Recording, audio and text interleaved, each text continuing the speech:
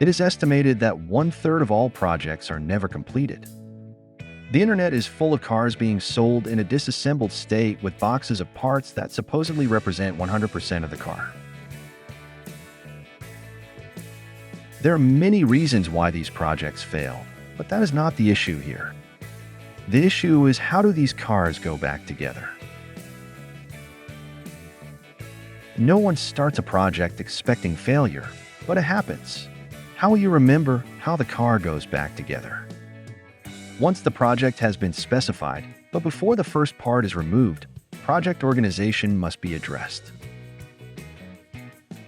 Whether you are a do-it-yourself person or a professional shop, you need basic project organization goals, including: keep the car production, meaning that you want to use the same parts you took off the car in the same places and not use any nut, bolt, or screw that fits. Record damaged and missing parts found in the disassembly process. Some parts will break, strip, need to be cut off, drilled out, and so on. Some will just be missing due to previous work on the vehicle. Create a record to support failed memories over the life of the project. You think that you will remember how it looked when you started, but you will be surprised how often you don't months later in the project. Summarize this data in a spreadsheet to help manage sequence, parts to be found or replaced, and so on. Minimize work stoppages caused by waiting for parts to arrive. It may not be obvious, but a majority of the parts are removed in the early stages of the project. For example, in the 1969 Pontiac Catalina convertible project, 84% of the part bags generated were created in the first 6 weeks and 97% in the first 9 weeks. The first bags emptied were in the 23rd week, the 158th calendar day of the project. Note the length of time between when the majority of the parts were removed and when they were used. Before you start, you need a good system for tagging and bagging every part. The system used in this 1969 Pontiac Catalina convertible project worked like this. Take a before picture when needed so you don't forget part orientation during reassembly. As small parts are removed, they are placed in a Ziploc baggie. The bag is marked with a consecutive number and given a description like front passenger fender. If any parts are damaged or missing, note them on the bag. As large parts are removed, number them and store them where they will not be damaged. Take an after picture if needed. Place the completed bag in a box or tote in numeric sequence.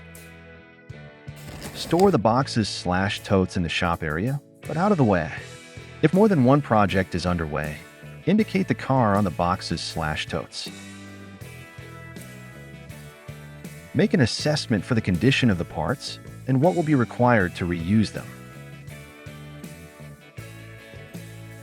At the end of the week, log the bags into a spreadsheet using a day-by-day format. This will give you a detailed account of the disassembly sequence.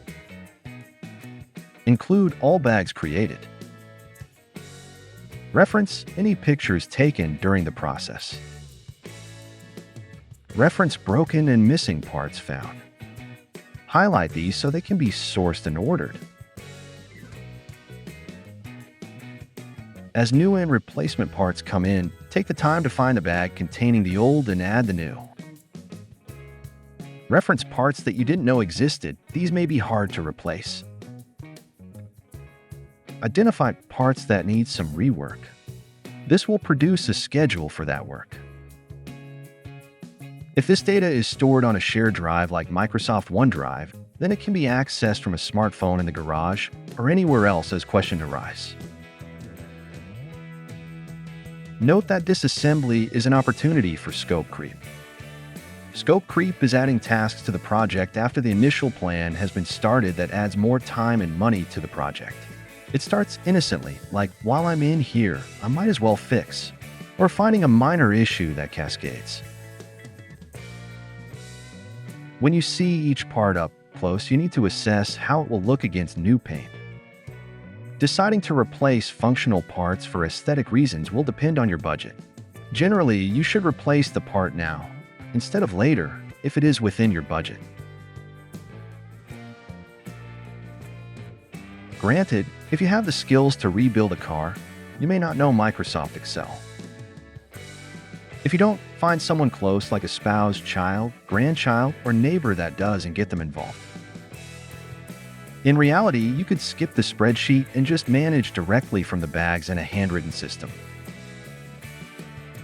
At the end of the project, all bags being empty indicates all parts have been accounted for. Once you have an organized system to manage parts, you should consider the time element.